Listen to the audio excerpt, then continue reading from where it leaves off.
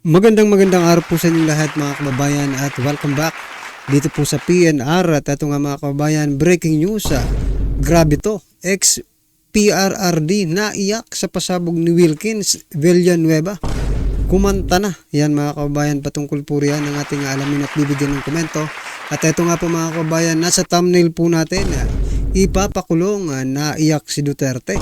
Ginawang simbahan ang Kamara. Nako, sino kaya yan? Siyempre, si Congressman Abante, si Representative Benny Abante mga kababayan, ginawa pong simbahan ng Kamara. Bayan po ay batay sa ating mga kababayan na nanood ng Quadcom hearing, no? Ngayong araw na ito kasi mga kababayan natuloy at hindi na postpone, hindi po na-canceled, no? Itinuloy po nila. Ito mamaya mga kababayan, bigyan po natin ng reaction to. Na sinabi po ni dating Pangulong Duterte, ito pong sabi niya, hindi na ako papatay, sir, retired na ako, ayoko na rin. Yan po ang naging sagot ni former President Rodrigo Roa Duterte sa tanong ni Representative Abante. Bigyan po natin ng reaction yan mamaya. At eto pa,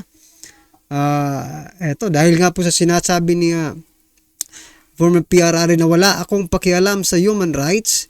Nako, eto binatikos naman, criticize ni Abante itong kanyang statement na wala akong pakialam sa human rights. Okay, bigyan din po natin yan ng komento maya-maya lang mga kababayan.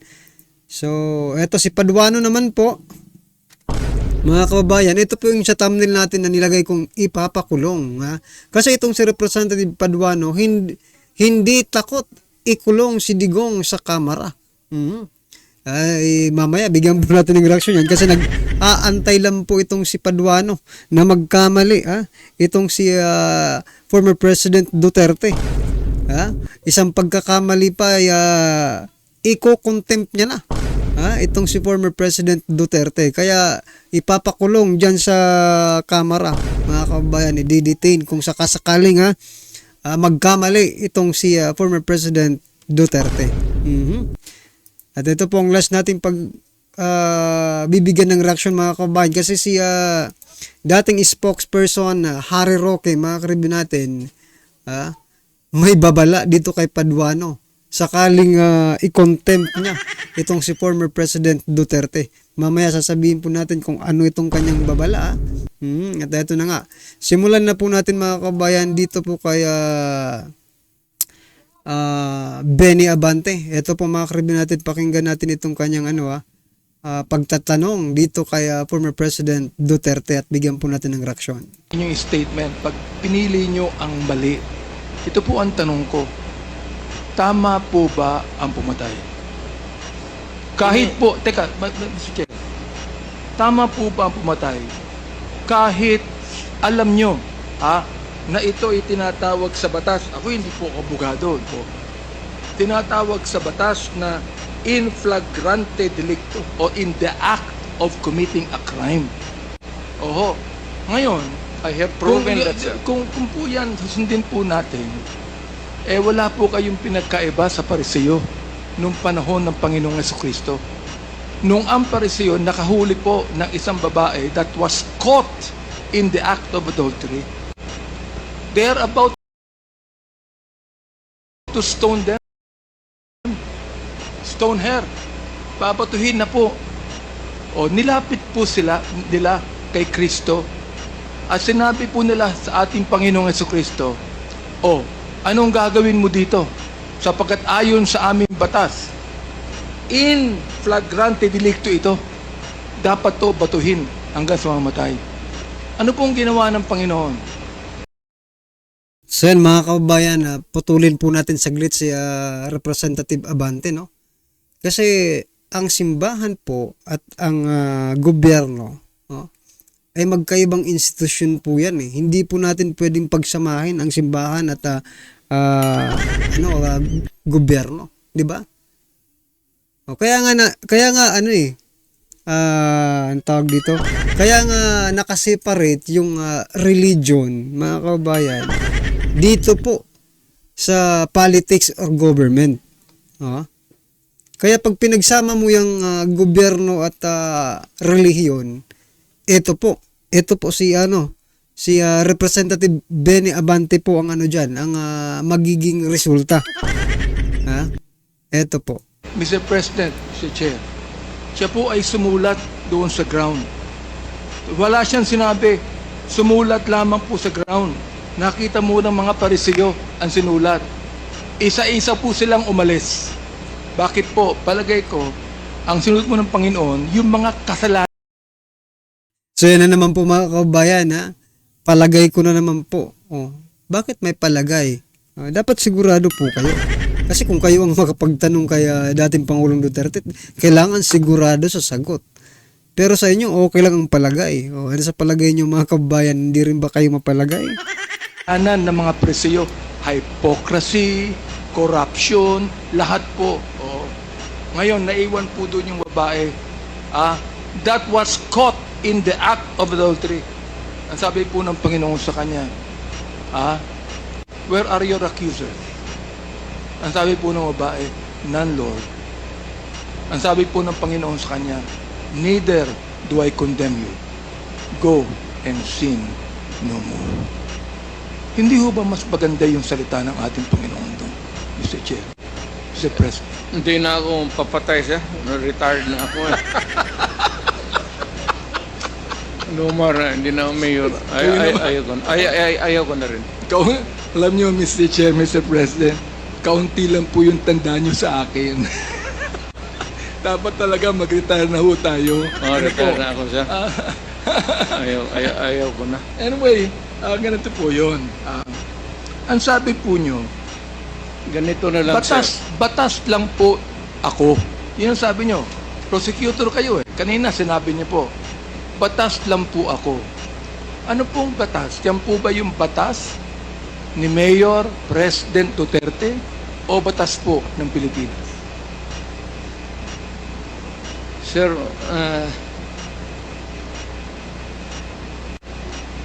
bago ko sagutin yung ano mo, sir.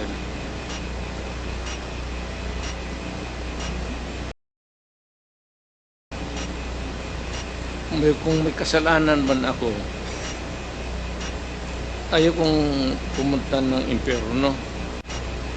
Salamat po. Pastor ko man, sir, tulungan Pero, mo na lang ako Mr. Chair, hindi po ito confessional. Ano po? Ito po ay quadcom hearing. Nako, itong si Abante, hindi pa na-gets yung gustong sabihin. Iparating sa kanya ni dating Pangulong Duterte. Siya na mismo ang sumagot. This is a quadcom hearing, di ba? At hindi po yan na confessional, ano sinabi niya? Hindi po yan simbahan. That's why, you have to separate, mga kababayan, yung religion at saka yung gobyerno. Magugulo po yung usapan. Di ba? Kasi wala naman po, mga kababayan, wala naman po yung batas ng relihiyon o yung sa Biblia, sa Bible natin, wala naman po dyan sa sa Constitution. Kaya separate po yan. Hindi lang po nag-gets ni Abante, mga kababayan, yung sinasabi ni former President Duterte, actually pinatatamaan siya dyan sa sinabi, no? Iba po. Yung gusto siguro iparating dito ni dating Pangulong Duterte, iba ang relihiyon at saka gobyerno. Kaya umayos ka, pastor ka. Sinabi nga, pastor ka eh, di ba? Well, mga kabayan, ano man po ang inyong opinion dyan, i-comment nyo na lang po sa baba. At eto pa. Eto po, wala akong pakialam. Ito po yung sabi ni Abante, no? Ito po ay ni former President Duterte. Ito po yung statement ni former President Duterte. Wala akong pakialam sa human rights, no? At criticize naman po yan ni Representative Abante. Sinasabi niya ikaw ang ama, no? Ikaw ang tatay ng ating bansa tapos wala kang pakialam sa human rights. Alam niyo mga kababayan, ang human rights naman ay hindi lang para sa mga, kasi iniisip na pag human rights para sa mga kriminal. Paano po yung human rights ng ipinagtatanggol ni dating Pangulong Duterte, no? Yung mga biktima, yung mga law-abiding citizens, nasaan naman yung human rights nila? Ba? Ng mga biktima, especially yung mga biktima. Oh. Eto nga naiisip natin na talagang ang tuwadcom talaga ay ano na ito, tagapagtanggol ng mga kriminal, di ba? Kasi lalo na yung human rights. Kriminal lang po ang kilala nilang may human rights, pero yung mga pulis, no? Yung mga law-abiding citizens and mga biktima, yung mga pulis na tumutupad sa kanilang mga tungkulin, hindi po nila nakikita yung human rights, mga kabayan. Ang swerte naman nitong mga inayutak ng mga kriminal na ito. No? Sila pa yung may talagang pinagtutuunan ng gobyerno ng human rights. Well, anyway, ano pong inyong reaction dyan? At ito pa, mga kabayan, marami-rami po ito. Itong si Paduano, pakinggan po natin. Ikaw yan, sir. Nagsabi na we will cite him in contempt. Contempt, sir. Priso yan eh. Mr. Chairman. The next to interpolate, yes, Congressman Paduano. The former president is not yet recognized in telling this committee and me to cite you in contempt. I never cited you in contempt. But, believe you me, I will not hesitate to cite it in contempt if you violate these proceedings. The internal rule. Tingnan nyo naman si Paduano, mga kabayan. No? Nanlilisik po yung mata. Dito, siguro ko tinamaan ito sa sinasabi ni former President Duterte, no? Na ikaw yung mag-cite in contempt. Nako, tingnan nyo po. Rules. I will invoke Section 11 and your former congressman, and you know that. I never cited you in contempt. Mr. President, well, in fact, I just raised a point of order. Kaya sir, takot ako sa iyo. Hindi. Thank you. Hindi ka dapat matakot for as long as you follow the rules of Behave this ako, sir. committee and you should respect the members of this committee. I will Thank you, Mr. Chairman. behave, sir, because of you. Napikon itong si Paduano, mga kabayan, kay former President Duterte. At hindi daw siya magdadalawang isip na ipasite in contempt itong si former President Duterte pag hindi sumunod sa... Kaya ingat na ingat si former president, no? Kasi sometimes mapapansin nyo parang inuudyukan nila si former President Duterte na talagang maging agresibo rin.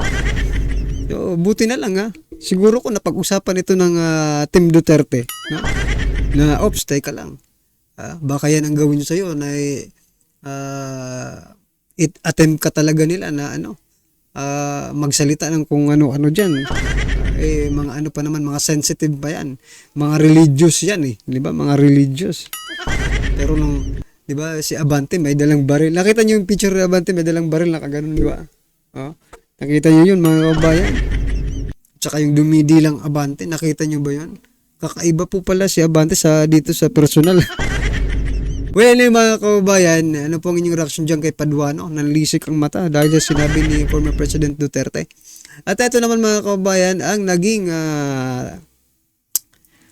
sagot, no, ni ex-presidential spokesperson Attorney Harry Roque doon sa posibleng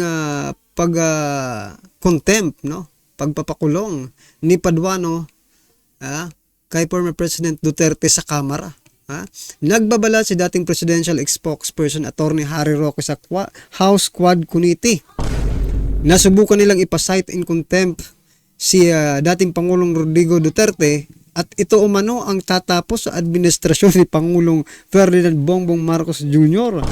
Nako po. Samantala, matapang na nagbabala si abang lingkod Representative Joseph Paduano na hindi siya magdadalawang isip na ipasite in contempt si Tatay Digong kung lalabag ito sa House Quad Committee Prove versus AJK. So yan, mga kabayan, subukan nyo. Yan, subukan ninyo Paduano na ipasite in contempt or ikulong ninyo. I-detain ninyo dyan si former President Duterte sa Kamara. Maghahalo ang balat sa tinalupan, mga kabayan, sapagkat ang sabi po ni spokesperson Harry Roque, baka ito na ang tatapos sa administrasyon ni Pangulong BBM. At eto ano po ang inyong reaction dyan? I-comment nyo na lang po. At eto mga kababayan, nako, PDEA Director Wilkins Villanueva, no? May malaking pasabog at kumanta na. Ha? At eto nga, si Representative Kung Hoon, eto pakinggan po natin at bigyan natin ng reaction to. Kailan lumabas si Michael Yang? Nung nagkaroon ng drug haul sa Pampanga. Doon pumasok si Michael Yang. Before that, wala namang actual ebidensya si Michael Yang eh. Now, may mga ebidensya against him, then we have to pin him down. I beg to disagree. Marami na mga chismis at ano. At na tayong mga naririnig na involved si So yun, mga kabayan, yan po yung kinaiinisan ng taong bayan. Yung sinabi ni Representative Kung Hoon na marami na daw chismis na naririnig, kaya kailangan ng hulihin, kailangan ng ipakulong, kailangan ng kasuhan itong si Michael Yang. Ibig sabihin, mga kabayan, for example, may isang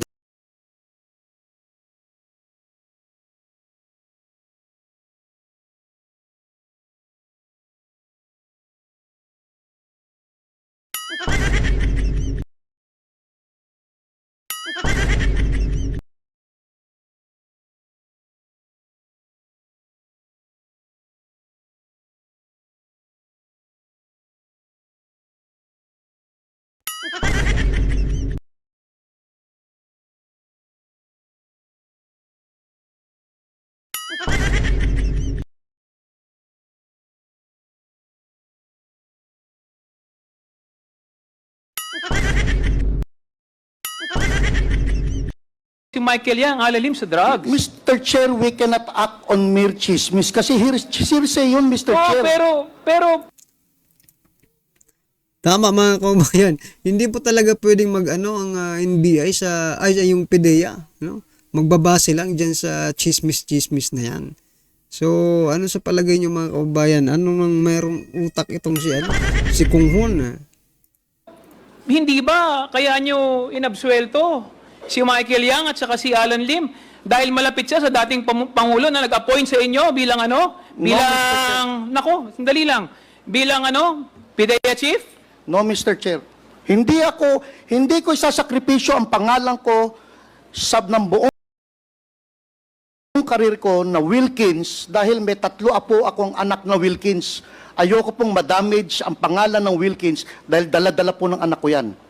Hindi ko kinlir si Michael Yang dahil may utang na loob ako presidente.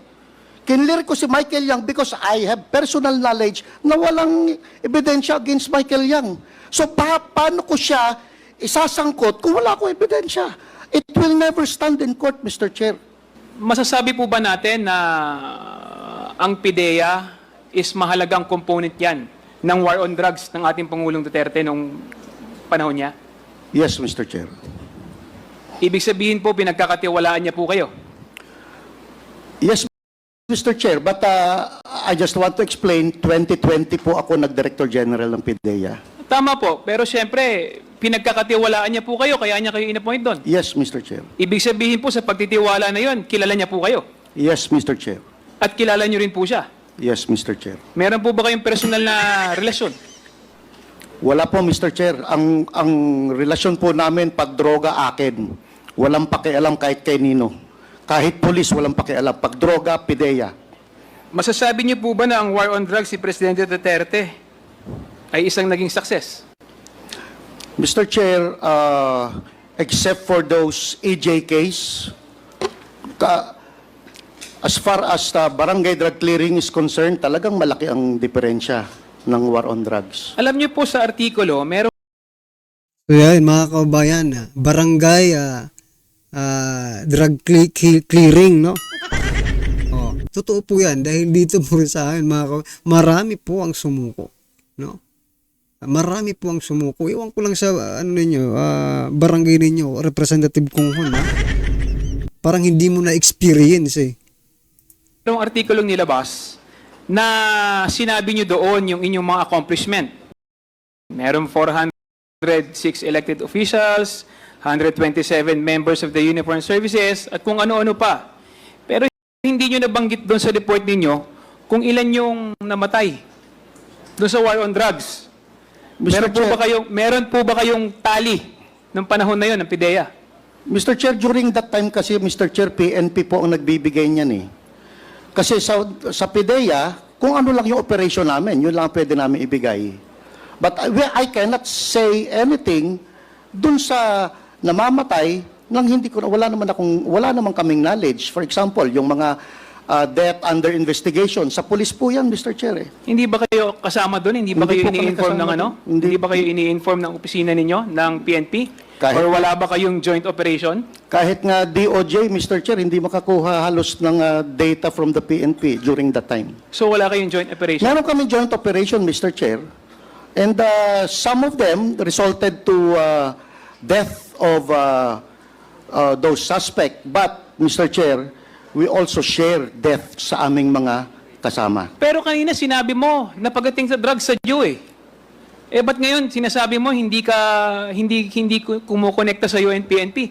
Pero sinabi mo kanina, sabi ni Pangulong Duterte, pag drugs akin, sabi mo eh. Yes, Mr. Chair. Oh, bakit ngayon itinatanggi mo na sinasabi mo, tinuturo mo PNP? Eh, sila yung may information about death sa yung death under investigation, Mr. Chair. Eh. But it is about drugs.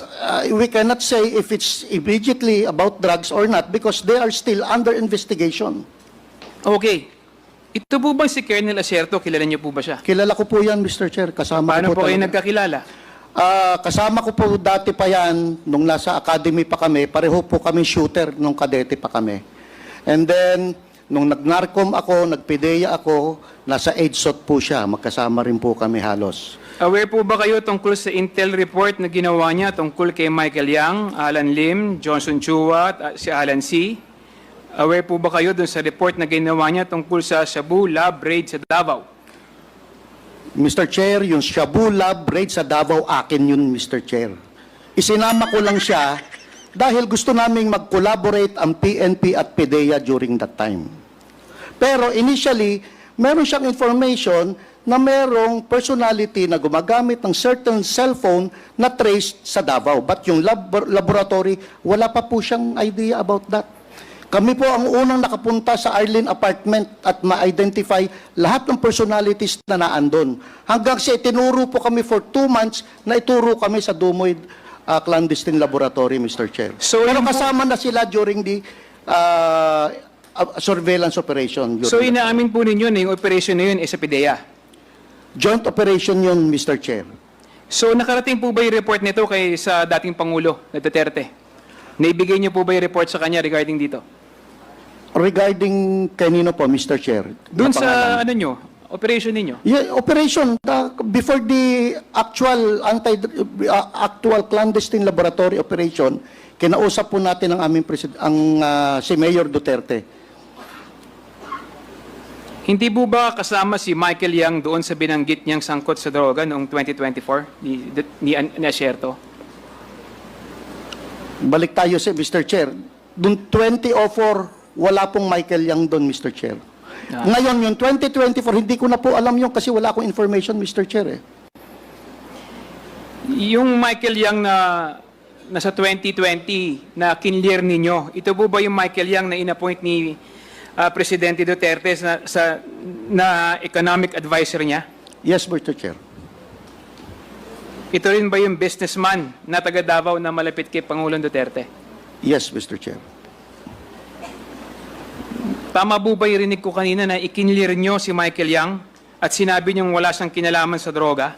Mr. Chair, kasi wala nang immediate na ebidensya na si Michael Yang sangkot sa droga.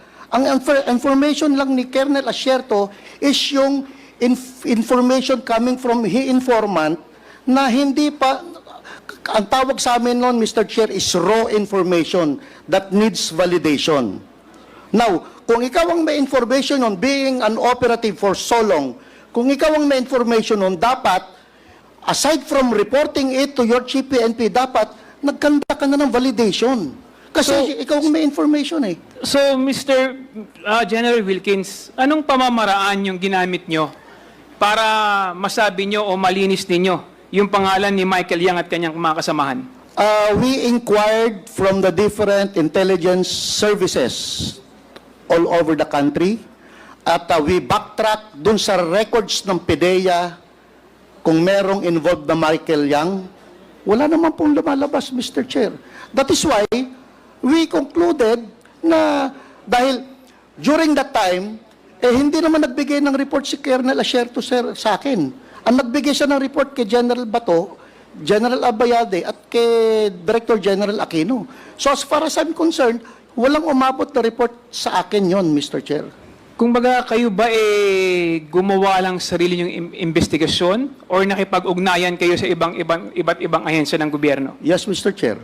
Anong ginawa niyong pakikipag-ugnayan sa iba't ibang ahensya ng gobyerno? Mga tawag-tawag and then inquiry, letters from different... Usually kasi, Mr. Chair, meron kaming grupo talaga na ang bilis ng text lang eh. Text, sir, may involvement pa to. Brad, may involvement pa to. Madali naman ang pasok ng mga information. Kanino kayo nakipag-ugnayan? Anong ahensya? Lahat, Mr. Chair. ISAF, NICA, PIDEG, sa PIDEG. Kasama ang NBI. PIDEG. NBI, AFP? yung NICA, yung ISAF, Mr. Chair, is na under AFP yun, Mr. Chair. DI. Yung DI mismo, sir, kinler sila eh. Kinler si Michael Yang eh. There was a memorandum clearing Michael Yang ng Directorate for Intelligence ng Philippine National Police. So yan mga kababayan, talagang mainit talaga itong si Kung Hon, no? Dito kaya Michael Yang na kung saan gusto nilang idawit dahil kaibigan ng ating dating Pangulong Duterte. So pero naninindigan, no? Si palakpakan po muna natin si General Wilkins, mga kababayan, na naninindigan po siya na talagang malinis po itong si Michael Yang. Dahil kung meron, siya na mismo. No? Like for example, kanina sa Quadcom hearing, sabi ni former President Duterte, kung talagang may ebidensya yan, no? Siya na mismo ang gugurgur dyan kay Michael Yang. Diba? Wala silang maipakitang ebidensya na ito po ay involved. Ang gusto naman siguro nitong si Kung Hon, mga kababayan, ay gumawa ka ng ebidensya, ano yan, planting, gano'n. Diba? Matatalino po itong mga opisyal natin. Alam nyo mga kababayan, no?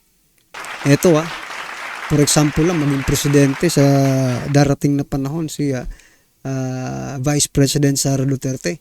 No?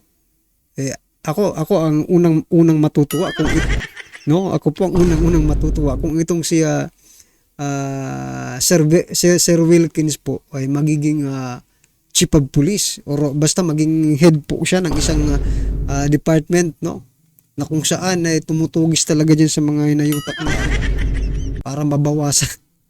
Well, anyway mga kababayan, ano man po ang inyong reaksyon, opinion patungkol po sa video ito, i-comment na lang po sa baba. Maraming salamat po.